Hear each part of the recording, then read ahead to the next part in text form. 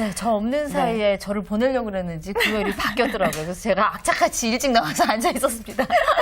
네. 이 주말나가 금요일이 좀 바뀌었죠. 그래서 책 읽기 그리고 영화 읽기 코너가 먼저 준비가 되죠. 네, 영화 네. 속 여성상 들여다보는 시간도 마련이 돼 있는데요. 네. 두 분 소개해드리겠습니다. 출판평론가계 미남, 소문난 미남이십니다. 김성신 씨와 그리고 영화평론가 김혜선 씨 나오셨습니다. 안녕하세요. 네, 안녕하세요. 저희가 아직 처음 뵙기 때문에 뭐 영화 평론가계의 미녀 이런 얘기는 오늘 뺐습니다. 네. 그러니까 다음 주에는 아마 뭔가가 들어갈 있을 거예요. 네. 그럼 처음 나오셨으니까 그래도 저희는 그렇거든요. 룰이 아무리 유명하신 분이 나오셔도 자기소개는 자기가 해야 돼요. 첫날은. 자기소개 한번.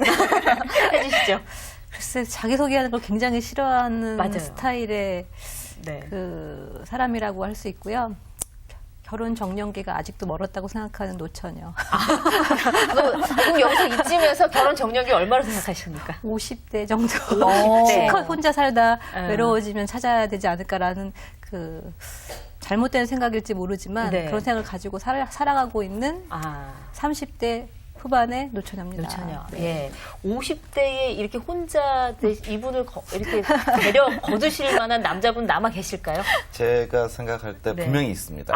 분명히 예. 확신을 하셨어요. 예. 네. 그리고 저도 그렇게 뭐 믿어요. 네, 그때쯤 네. 되면 또 돌아오는 남자들도 많고. 예. 아, 선택의 폭이 넓지 않을까. 그런 아, 생각이 그러네요. 근데 저희가 지금 시작하면서 네. 사실 이제 주말에 뭘 할까 얘기하면서 주말 농장 얘기를 좀 했거든요. 요즘에 이게 약간 그 트렌드 같이 된 것도 같아요. 그렇죠? 네, 그렇습니다. 뭐 사실 저 같은 경우에는 서울에서 태어나서 네. 서울에서 어른이 됐기 때문에 네. 네. 그래서 사실 역으로 이게 도시 생활에 대한 로망은 없고요. 대신 이렇게 머릿속에서 목가적인 어떤 뭐 이런 것들에 대한 로망이 있거든요. 네. 그래서 사실 제가 지금 살고 있는 곳은 정말 시골입니다. 아파트이기는 한데요. 딱 단지를 벗어나면 바로 이렇게 끝없는 논이 펼쳐지는 이런 곳에서 네. 이제 때 되면 뭐 철새들 오고 이런 것들 와. 보면서 살고 있는데요. 네. 주말 농장 요즘에 많이들 네. 저희 집 근처에도 주말 농장이 있습니다. 아, 서울 분들이 오셔서 농사 짓고 너무 이렇게 행복하게 지내시는데 네. 도시 생활이 사실 너무 삭막하고 건조하거든요. 네. 그래서 일주일에 한 번이라도 이렇게 흙을 밟고 흙을 만지고 그런 것이 정서적으로라든지 또 그분들이 현대적인 삶을 살면서 느낄 수 있는 그런 스트레스를 날릴 수 있는 꽤 괜찮죠. 가장 네. 좋은 방법이 아닐까라는 생각은 합니다. 네. 근데 이제 주말 농장 하면은 그런 이제 전원적인 분위기를 느낄 수 있다는 장점도 있지만 먹을거리를 직접 재배를 해서 할수 먹을 수 있는 있다는 거. 장점도 있는데 이 김혜선 씨는 뭐 주말 농장 한다면 심고 싶은 먹을거리 뭐 있으세요? 가꿔보고 싶은. 저는 딸기를 갖고 보고 싶어요. 딸기. 네, 그 왜 예전에 한번 TV에서 본 적이 있는데 네. 딸기를 수경 재배를 하더라고요. 네. 그래서 사실 저는 흙 묻히는 거 좀 싫어하는 게으른 스타일이거든요. 제가 좀 그 얘기 하려고 했어요. 의외로 전 없는데 이런 줄 알았는데 딸기 그래서 전 네. 약간 당황스러웠어요. 근데 이게 네. 그 밭에 흙을 딸기를 심는 게 아니라 이렇게 물 위로 이렇게 딸기를 아, 길러서 네. 거기서 이렇게 딸기를 따먹는 재미가 만만치 않을 것 같아요. 그래서 각종 요리를 딸기로 해먹을 수 있지 않을까. 그 주말 농장까지 안 가셔도 돼요. 그냥 집에서 한번 키워보세요. 집에서도 가능할지도 모르겠네요. 그렇죠. 진짜. 제가 권해드립니다. 본격적으로 이 두 분과 함께 책 여행, 영화 여행 떠나보겠습니다.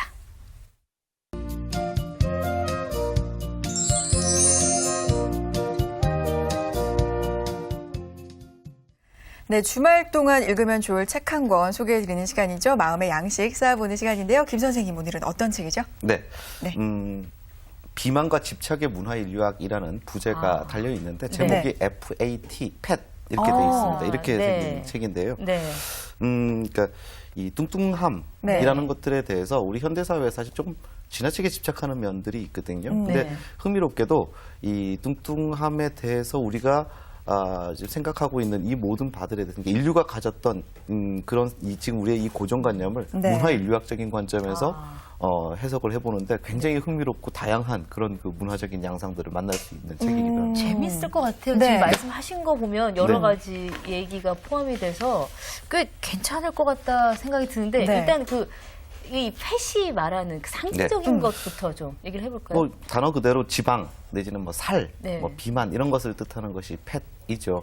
그래서 뭐 음식들 요즘에 여성분들 특히 음식 뭐 이렇게 인스턴트 음식 사 드실 네. 때 뭐 팻 함유량이 몇 %인지 이거 다 그렇죠. 확인해보고 네. 드시잖아요.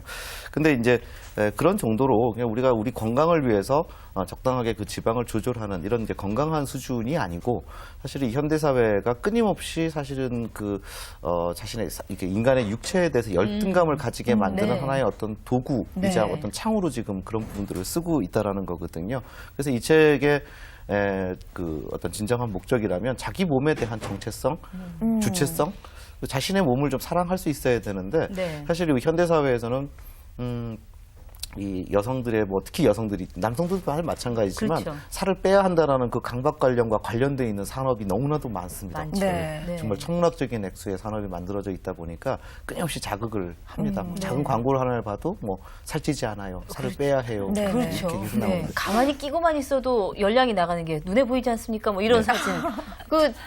사실은 조금 약간 거슬리기도 네. 하고요. 맞아요. 이게. 근데 예. 그것이 우리에게 이제는 좀 도를 넘어서 이제 우리의 열등감을 너무 많이 조장하기 때문에 정신적으로 좋지 않은 영향을 지금 끼치고 있는 네. 이제 이런 부분들이 있거든요. 그래서 네. 이 책은 물론 뭐 그런 실용서는 아닙니다. 일종의 인문학서라고 봐야 되니까 조금 더 깊이 있게 들어가기는 하지만 네. 이 세상 사람들 또 예전에 살았던 사람들의 다양한 그 살에 대한 관념 어떤 경우에는요 네. 살이 쪄야 아름다운 그런 오. 문화도 지금도 있다고 하고요. 예. 뭐 그래서 사실 네. 이게 적당하게 좀 공존이 돼야 되는데 어제 신문을 보니까 네. 31살인데 영국의 쌍둥이 둘이 네. 봤어요. 네. 예, 그러니까 어릴 때 아버지가 우리 딸들도 크면 엉덩이도 좀 엉덩이가 제법 커지겠지. 펑퍼짐해지겠지. 네. 이 말 한마디에 그 뒤부터 음식을 끄는 거예요. 네. 그래서 몸무게가 31kg, 네. 35kg. 네. 그래갖고 뭐 이거는 살 수 있는 사람의 조건이야. 이거 정신적으로 일단 거식증이 네. 온 거는 이건 신경정신과 쪽의 문제 아니겠습니까? 그렇죠. 예. 그러니까 날씬해 보인다라는 그런 타인들의 평가를 얻기 위해서 우리 현대인들이 드리는 노력이라든지 뭐 비용이라든지 네. 이런 것들을 생각을 해보면 또 이런 각도에서 생각을 해보면 그래 맞아 이게 지금 정상적으로 돌아가는 것은 아닐 거야. 아니에요. 그렇게 누구든지 생각할 수 있는 부분들이거든요. 맞아요. 네. 근데 그런 부분들에 대해서 우리에게 여러 가지 생각할 점을 던져주는 그런 책이기도 합니다. 네. 네. 이 사실 현대 사회는 살과의 전쟁이라고 해도 네. 정말 그렇죠. 과언이 아니에요. 예. 그러니까 사실 저도 이렇게 나란히 화면을 잡히면 어쩔 때는 은근히 신경이 쓰이거든요. 네. 여기 지금 옆에 있는 선혜 씨는 너무나 말라서 지금 그대로 놓고 가잖아요. 저희 PD가 둘이 비교해서. 근데 지금 이 친구 같은 경우는 너무 말랐는데 어떻게 보면은 이 친구가 마른 거고 저는 좀 정상적인 거거든요. 근데 그건 본인 생각이시고 본인은 선혜 씨는 뭐 본인이 날씬하다고 생각하시나요? 제가 말랐다고는 생각 안 하고 네. 그냥 어느 정도 뭐 적당하다. 그러니까 이게 사실 비정상인 거예요. 그래도 또 뭐 어딘가를 빼야 될 때가 없나 계속 그렇죠. 찾고 계시지 않습니까? 그건 그래요. 네. 네. 아. 그러니까 일종의 전체적으로 사실- 말랐지만 뭐 네. 부분적으로는 여기는 좀 더 뺐으면 좋겠다. 뭐 이런 부분이 가끔. 그러니까 이제 이런 네. 생각들 때문에 모든 대한민국의 여자들이 기준이 다 선혜 씨 정도가 된다면 사실 선혜 씨는 상당히 마른 거거든요. 예. 그렇죠. 괜히 나 때문에 이렇게 비하는 게 아니라. 근데 이것도 사실은 어떻게 보면은 정말 그 여대생들이라든지 아니면 결혼한 사람들도 마찬가지고 정신적으로 문제가 될 정도로 심각한 상황이 아닌가. 네. 그렇죠. 또 예. 현대 산업 사회가 그러니까 아까 말씀드렸듯이 어떤 이것이 산업과 연결돼 있고 네. 부가가치와 연결이 그렇죠. 돼 있다 보니까 이 뚱뚱함을 비난함에 있어서 너무나도 집요하다라는 겁니다. 그래서 끊임없이 뭐 가령 뷰티 산업이라든지 건강 산업이라든지 날씬해져야 한다라는 것을 거의 세뇌에 가깝게 우리들에게 그야말로 그 세뇌를 시키고 네. 있다고 네. 볼 수 있는데, 근데 사실 이 책을 읽고 나면 자신이 좀 편해집니다. 그러니까 자신의 육체로부터 소외되는 것이 아니라 스스로가 뭐 좀 이렇게 살면 어때? 이것도 아름다운 거일 수 있잖아. 이렇게 네. 생각을 전환시킬 수 있는 네. 그런 어떤 단초들을 제공을 해주고 있거든요. 네. 그야말로 분명하게 자기 정체성을 가진 자신의 몸에 대한 생각. 사실 자기 자신을 사랑해야 일단 건강하지 않습니까? 그렇죠. 정신적으로나 네. 몸으로 몸도 마찬가지고요. 바로 그런 건강함을 유지하는 데 도움을 줄 수 있을 것 같습니다. 참 좀 특이한 책인 것 같은데 저자도 누군지 좀 궁금해져요. 어떤 사람인가요? 이분이 뉴욕대학교의 인류학 교수로 네. 계시는 분입니다. 네. 영어로 또 스웨덴어로 많은 논문들을 쓰고 또 학술적인 그런 부분들을 이제 하시는 분인데, 그래서 저는 처음에 이 책이 좀 너무 어렵게 쓰여지지 않았을까라는 생각이 들었는데요. 굉장히 대중적인 글이었습니다. 누구나 읽으실 수 있는 그런 쉬운 문장으로 되어 있는 책이고요. 네. 아주 흥미로운 이야기들도 많이 들어가 있습니다. 뚱뚱하다는 이게 왜 사실은 그냥 조금 통통하다와 뚱뚱하다는 들리는 다르죠. 어감이 좀 네. 틀리잖아요. 그렇죠? 네, 그- 심하게 다르죠. 심하게. 네. 그럼 이제 이 단어로 인한 스트레스도 조금 있을 것도 같고요. 이걸 어떻게 생각하세요? 그러니까 사람들에게 말을 할 때 네. 너무 쉽게 얘기를 하는 것 같아요. 그렇죠. 그 단어를 사실 단어를 골라서 누군가를 배려한다는 게 일상에서 되게 쉽지가 않은 일이거든요. 네. 그러니까 뚱뚱하다는 말을 자꾸 듣는 그 스트레스가 제 조카가 이제 막 중학생이 됐는데 네. 초등학생 때는 한 번도 그런 얘기를 들어본 적이 없었던 거예요. 근데 중학생이 된 이후에 이모 내가 너무 뚱뚱하다는 사실을 깨달았어 라고 오. 하더라고요. 예. 근데 뚱뚱하다는 단어의 의미가 사회적으로 저의 조카에게 굉장한 스트레스로 다가온 거죠. 네. 그래서 저도 만약에 조카에게 어떻게 네가 뚱뚱하지 않고 너 자신이 아름답다고 설명해주고 싶은데 제가 아무리 얘기를 해도 이모는 잘 몰라. 내 친구들은 다 얼마나 날씬한데 라고 얘기해요. 통하지 않아요. 그래서 어떻게 하면 논리적으로 혹은 정말 이해가 되게 네. 이 책이 말하는 것처럼 설명해 줄 수 있을까 잠깐 고민한 적이 있거든요. 그리고 이게 개인적인 차원을 좀 넘어서요. 네. 이제 도가 넘어갔다라고 얘기를 하는 부분들이 그러니까 인권의 문제까지도 지금 거론이 되고 있거든요. 네. 그러니까 뚱뚱함을 혐오하는 그런 사회 문화 분위기가 만들어지다 보니까 이런 경우 있지 않습니까? 가령 뭐 입사 시험을 그렇죠. 보고 면접을 예. 봐서 최종으로 뽑히는데 뚱뚱한 사람은 게으르기 때문에 뚱뚱한 거야라는 선입관이나 네. 그런 것을 가지고 있는 가령 인사 담당자나 뭐 사장님이 네. 계시다라면 그것 때문에 분명한 불이익을 받게 되는데 그렇죠. 사실 그건 아무 근거도 없는 네. 생각들이지 않습니까? 그렇죠. 네. 뚱뚱함을 말하고 뚱뚱함이 이제 자기 몸에 뚱뚱함이 느껴진다고 생각할 때 자신이 매력이 없다고 생각하는 것 같아요. 그 뚱뚱함이라는 단어가 자기가 갖고 있는 모든 매력을 다 가려버리는 그렇죠. 엄청난 장벽이 되고 있는 네. 거죠. 네, 저도 이제 뭐 아까 입사 얘기 그 네. 생각도 들었고요. 거기다가 이제 사회적인 인식 자체가 살이 찐 사람들은 어떤 사람, 뭐 이렇게 정의식으로 공식화되는 것들 때문에 아마 그걸 너무 그- 무의판적으로 지금 그렇죠. 받아들이고 있다는 예, 거죠. 그런 분도 있을 거예요. 네. 그럼 이 책이 또 가지고 있는 그런 명언들이 있을 것 같아요. 예, 명언들도 네. 있고 우리는 지금 우리 사회도 지금 문제지만 지금 네. 지구촌의 여성들이 지금 어떤 뚱뚱함에 대한 그 열등감을 가지고 네. 사는지에 대해서 이렇게 쭉 사례 보고들이 나와 있거든요. 굉장히 놀랍더라고요. 네. 가령 브라질의 중산층 여성들 같은 경우에 있어서는요, 자신이 일해서 버는 한 달의 월급보다 더 많은 돈을 들여서 이른바 지방 흡입 약을 구입해서 복용하는 사례가 굉장히 많다고 합니다. 네. 사실 왜냐하면 브라질 지금 현재 그 중산층 사회에서 지방, 그러니까 네. 뚱뚱하다라는 것은 빈곤, 또 유색인종 뭐 이런 부분들을 상징하는 그 의미가 있다랍니다. 암묵적인 신호가 돼버렸군요. 네, 네. 그래서 살을 뺀다라는 건 백인 상류층으로의 이미지를 보여주는 네. 뭐 이런 것들이기 때문에 정말 목숨을 걸고 그런 것들을 네. 이제 사용하고 있다 이런 보고들도 있고요. 포르투갈의 한 여성 같은 경우에는 그러니까 음식을 거부하면서 성녀로 칭송받은 그런 역사적 사실도 있었다. 그러니까 네. 그게 굉장히 유래가 깊다라는 이야기들을 하고요. 또 재미있는 것이 여성의 정계 진출 비율이 세계에서 가장 높은 나라가 스웨덴이라고 네. 합니다. 그런데 국회의원의 43%가 여성이라고 하거든요. 그러면 상당한 그 여권 신장이 그렇죠. 이루어진 네. 나라라고 네. 할 수 있는데요. 이것과 이제 비교를 해서 스웨덴에 그러면 살고 있는 10대 소녀들의 현황은 어떤지를 네. 쭉 살펴봤답니다.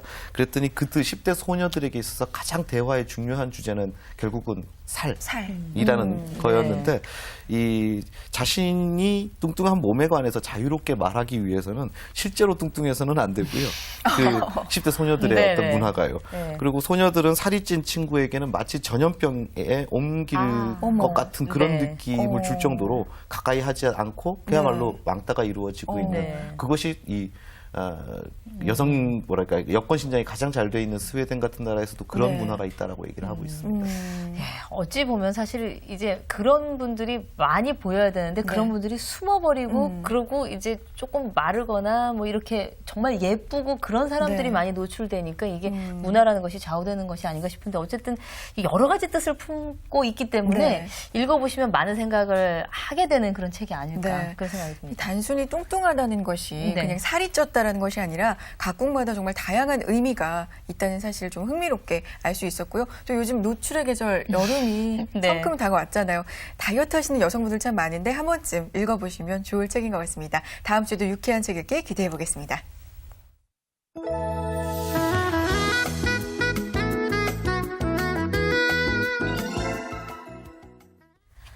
이번 주에는 영화 보겠습니다. 이 네. 영화 속에 나타나는 여성, 이것도 상당히 흥미로울 것 같은데 네. 어떤 영화죠? 네, 오늘 첫 시간인데요. 네. 전 세계적으로 굉장한 유명세를 누렸지만 여성으로서는 상당히 불행한 삶을 살았던 프랑스의 가수죠. 네. 에디트 피에프의 네. 전기 영화입니다. 라비앙 로즈라는 영화 준비했습니다. 요즘에 네. 그 연극 무대에서도 많이 올려주고 네. 약간의 붐처럼 다시 그렇죠. 재조명되는 분위기도 있어요. 당시에, 그러니까 2007년 영화예요. 네. 그런데 네. 그 당시에 프랑스에서 에디트 피아프 사후 50주년을 맞았어요. 음. 그래서 뭔가 그 프랑스의 어떤 그 예술적인 가치를 드높일 수 네. 있는 그런 상징적인 아이콘으로서 상당히 조명을 많이 받았죠. 그러면서 네. 뭐 음반이라든가 연극이라든가 또 그 라비앙 로즈라는 영화 자체가 굉장히 많이 홍보가 되면서 그 50년대에 사랑받던 이 여가수에 대한 조명을 그 신세대들에게 좀 더 새롭게 해보자라는 네. 운동이 있었어요. 그래서 라비앙 로즈가 2000년대 후반에 이제 다시 그 영화가 되면서 그 많은 신세대들이 에디트 피아프의 존재와 그녀가 가졌던 예술적인 가치와 또 그녀의 노래가 가지고 있었던 어떤 향수와 열정 이런 것들을 이제 되새기게 되는 어떤 계기를 네. 마련을 했죠. 에디트 피아프가 이렇게 가슴 속에 오래 남아있는 이유는 그녀의 드라마틱한 삶이 또 네. 큰 비중을 차지할 것 같은데 그녀의 삶 구체적으로 어땠나요? 그러니까 흔히 말하는 네. 영화보다 더 영화 같은 삶이라고 할 수 있겠죠. 네. 그래서 영화가 됐을 텐데요. 어린 시절에 어머니한테 버림을 받아서 그 창녀촌에서 일하고 있는 할머니한테 키워졌는데 또 아버지가 와서 데려가요. 그래서 아버지와 함께 거리의 악사로 계속 어린 시절을 떠돌면서 다니다가 그 빈민촌에서 길거리 가수 나서서 이제 한마디로 말하면 길거리 캐스팅이 된 거죠. 네. 그래서 가수의 삶을 시작하게 됐는데 우여곡절을 겪었고 네. 그러다 최고의 여가수가 되지만 사랑했던 사람과는 끝내 이루어질 수 없었고 네. 그 세간에서 볼 때는 굉장히 많은 스캔들만 일으켰던 네. 그리고 굉장히 괴팍하기도 했던 그런 한 여가수의 삶, 비운의 삶으로 이렇게 조명이 되는데요. 네. 그런 삶의 어떤 굴곡 속에서 사실은 이 여인이 얼마나 가수로서 자신의 존재감을 드러냈을 뿐만이 아니라 사랑이라는 것에 관해서 굉장히 남다른 어떤 그 철학을 갖고 있었던 사람이었나라는 것을 영화가 보여주고 있습니다. 네. 사실 이제 이 에디트 피아프를 좀 노래도 전 좋아하기도 네. 했고 뭐 후회하지 않아 이런 노래 같은 경우도 그렇고 좋아하기도 했는데 그 비행기에 여행을 가는데 그 VOD 서비스하는 것 아, 중에 네. 있었어요. 네. 근데 정말 그냥 아무 생각 없이 봤거든요. 그 이제 다큐멘터리로 제작을 했더라고요. 네. 국내에서 제작한 건 아니었고 네. 너무 그 잔영이 여행보다 그게 더 남은 거예요. 사실 저는 돌아오는 기내에서 그거를 봤는데 사실은 여행의 기억보다 이 에디트 영화에. 피아프의 네. 그 다큐멘터리에 더 완전히 그래서 나오면서 노래를 다시 찾아서 제가 MP3를 만들었던 기억이 있거든요. 그것도 불과 작년이었습니다. 예. 네. 그 에디트 피아프의 노래가 속살거리는 듯이 말을 거는 듯이 노래를 불러요. 그래서 가창력을 뭐 이렇게 얘기하기보다는 정말 너무나 노래가 자기 인생을 그대로 반영해서 토하듯이 부르는 그런 노래라서 더 강렬한 것 같고요. 영화보다 더 강렬한 그 인생 때문에 영화를 보는 내내 그 음악에 그녀의 인생의 어떤 이야기가 묻어있는 것 같아서 굉장히 더 많이 다가오죠. 네. 그럼 영화 음악상을 휩쓸었을 것 같은 느낌이 드는데요. 네, 뭐 어떤가요? 유럽에서 많은 상을 탔고요. 네. 일단 그 영화 자체가 각본상 뭐 또 여우주연상, 연출상 같은 것들도 많이 탔습니다. 특히 아카데미에서 그 에디트 피아프의 역할을 했던 마리온 꼬틸라라는 여배우가 여우주연상을 타면서 전 세계적으로 유명해졌죠. 네. 네. 지금 화면에도 뭐 잠깐 나오는데 김성신 네. 씨 좋아하셨어요? 이 영화요. 아니 네. 영화도 그렇고 뭐 에디트 음악도. 피아프 예, 자체도 뭐, 그렇고 뭐. 네. 예. 이건 말할 수 없는 그 어. 감동이 있는 영화인데요. 네. 근데 이 영화의 좀 중요한 특징이라 그럴까요? 눈에 띄는 점은 이 편집이 좀 복잡합니다. 이게 네. 그냥 연대기 한 사람의 일대기가 쭉 그냥 순차적으로 젊었을 때부터 뭐 이렇게 나이 먹고 늙고 이게 아니고 네.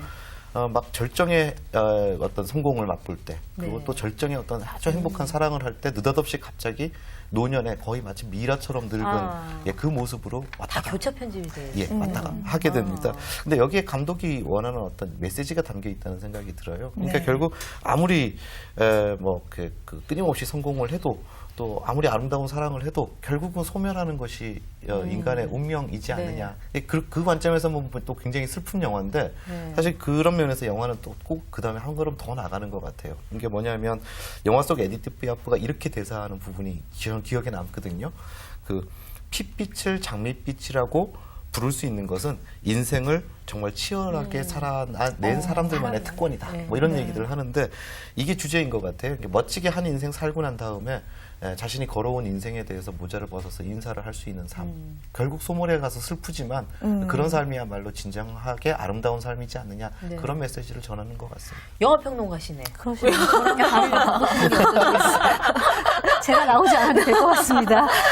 아니 근데 정말 이 삶 자체도 뭐 그렇고요. 여기서 네. 나타나는 그 여성의 모습만 놓고 본다면 어떻게 얘기할 수 있을까요? 사실 많은 여성들이 에디트 피아프의 삶을 부러워하진 않을 것 같아요. 부러워하진 않을 것 같아요. 네, 저도 저렇게 그랬어요. 살고 싶다고 네. 생각하진 네. 않을 것 같지만 위대한 여성이라고 생각하는 거죠. 네. 거기에 어떤 삶의 모순이 있는데 네. 사실 그 에디트 피아프의 여성적인 관점으로 봤을 때는 사실 보편적이나 전통적인 또는 클래식한 어떤 그 가치관을 가진 여성은 전혀 아니거든요. 네. 도전적이고 진보적이고 파괴적인 여성이죠. 근데 그런 여성의 자신을 완전히 그 인생의 소용돌이에 휘몰아치게 자기를 던진 어떤 그런 대단한 기운 같은 것들이 사람들을 굉장히 뜨겁게 만드는 것 같아요. 그래서 네. 그녀가 물론 약물 중독의 비운의 삶을 살았을지라도 저렇게 살고 싶다 생각은 들지 않지만 아마도 쉽게 내가 도전할 수 없는 어떤 경지의 그렇죠. 삶이라는 네. 느낌을 주는 거죠.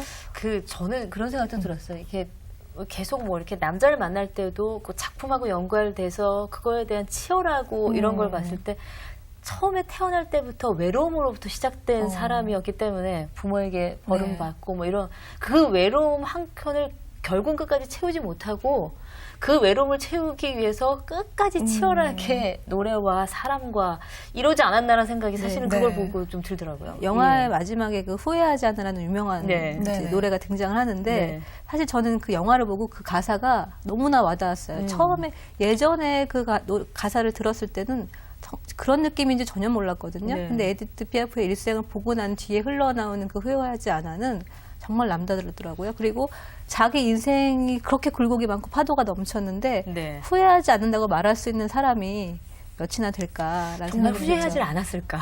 그러게요. 좀 궁금해요. 네, 정말 그것도 후회하지 사실 않았을까요? 의문을 남기지만 네. 영화는 사실 그런 점을 미화는 하고 있죠. 네. 오늘은 에디트 피아프 정말 비운의 삶을 살다 간 여성이지만 이 많은 여성들의 가슴속에 불꽃을 또 남기고 간 배우의 전기적인 영화 라비앙 로즈에 대해서 살펴봤습니다. 참 마음에 남는 게 좀 많죠. 네. 예, 아마 저는 이 라비앙 로즈 노래가 에디트 피아프 부른 것보다 루이 암스트롱 부른 게 더 좋았거든요, 사실은.